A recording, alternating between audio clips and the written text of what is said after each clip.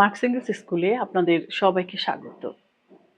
আজ কথা বলবো মার্ক্সবাদ অনুযায়ী সোশ্যাল ডেমোক্রেসি বলতে কি বোঝায় সে বিষয়ে। সোশ্যাল ডেমোক্রেসি হলো পুঁজিবাদী ব্যবস্থার ভেতরে থেকেই সামাজিক ন্যায়, অর্থনৈতিক সমতা ও গণতান্ত্রিক অধিকার বিস্তারের একটি রাজনৈতিক ধারণা। অনেক সময় এটি শাসক ও এলিট কেন্দ্রিক রাজনীতির বাইরে যাওয়ার ইঙ্গিত দেয়। রাজনীতিকে আবার গণপরিসরে ফেরানোর সম্ভাবনা তৈরি করে। সোশ্যাল ডেমোক্রেসি ব্যক্তি মালিকানা ও বাজার অর্থনীতিকে পুরোপুরি বাতিল না করে রাষ্ট্রের হস্তক্ষেপের মাধ্যমে কল্যাণমূলক নীতি যেমন ন্যূনতম মজুরি, সামাজিক নিরাপত্তা, শিক্ষা ও স্বাস্থ্যসেবা নিশ্চিত করতে চায়। মার্ক্সবাদ অনুযায়ী পুঁজিবাদী কাঠামোর ভেতরে থেকে রাজনৈতিক উদ্যোগ হিসেবে সোশ্যাল ডেমোক্রেসির আত্মপ্রকাশ শুধু সাংগঠনিক ঘটনাই ছিল না, প্রচলিত বুর্জোয়া রাজনীতির সংকটের প্রতিফলনও ছিল।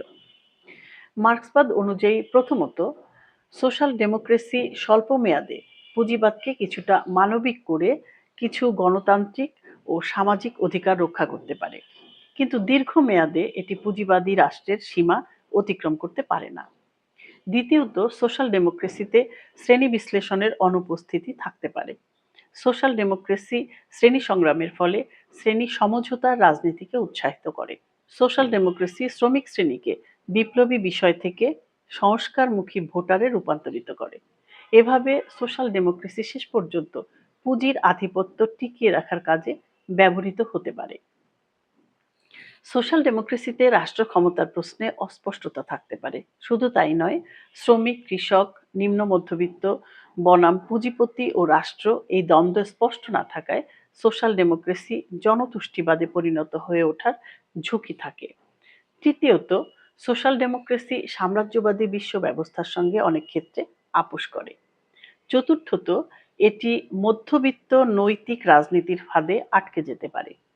দুর্নীতি দমন, সুশাসন, নৈতিকতা, গণতন্ত্র এই শব্দগুলি যদি কেন্দ্রে থাকে, কিন্তু উৎপাদন সম্পর্ক, সম্পদের মালিকানা, শ্রমের শোষণ এসব প্রশ্ন অনুপস্থিত থাকে, তবে এটি হয়ে ওঠে মধ্যবিত্ত নৈতিক প্রতিবাদ, যা শাসন ব্যবস্থার কাঠামো বদলায় না, বদলাতে পারে না। শিক্ষিত মধ্যবিত্তরা অনেক সময় বামপন্থীদের দীর্ঘ শৃঙ্খলা বা ডিসিপ্লিনড বিপ্লবী রাজনৈতিক কর্মকাণ্ডে নিজেদের সমর্পণ করতে দ্বিধান্বিত থাকে।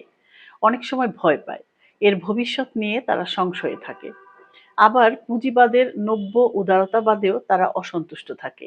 এক্ষেত্রে সোশ্যাল ডেমোক্রেসি তাদের কাছে একটি নিরাপদ বিকল্প হিসেবে ধরা দেয়, যা রাষ্ট্র ও সমাজের গণতান্ত্রিক সংস্কার চায়, কিন্তু পুঁজিবাদের কাঠামোগত পরিবর্তন চায় না। বাংলাদেশে সোশ্যাল ডেমোক্রেসিতে যেসব তরুণ যুক্ত হয়েছেন, তারা যদি কেবল ভালো মানুষ, ভালো রাজনীতির মধ্যে আটকে থাকে, তবে তা হবে ইতিহাসের সম্ভাবনাময় আরেকটি প্রজন্মের সম্ভাবনার অপচয়। কিন্তু যদি সোশ্যাল ডেমোক্রেসির পরিবর্তে নয়া বামপন্থী অবস্থান নিয়ে তারা শ্রেণী সচেতন, সংগঠিত ও রাষ্ট্র ক্ষমতার প্রশ্নে স্পষ্ট অবস্থান নেয়, তবে এটি ভবিষ্যতে একটি বাস্তব সম্ভাবনার বীজ হয়ে উঠতে পারে।